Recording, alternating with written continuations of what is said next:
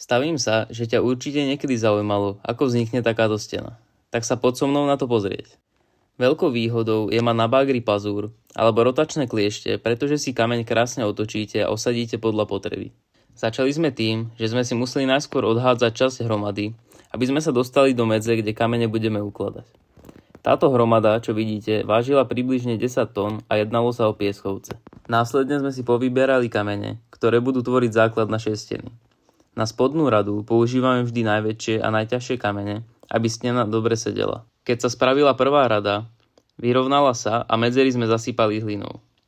Potom sa ukladala ďalšia rada, ktorá sa prekladala cez medzery a zároveň bola o niekoľko centimetrov odsadená, aby stena mala väčšiu stabilitu a tvorila kaskádový efekt. Týmto postupom sme pokračovali, až kým stena nebola hotová.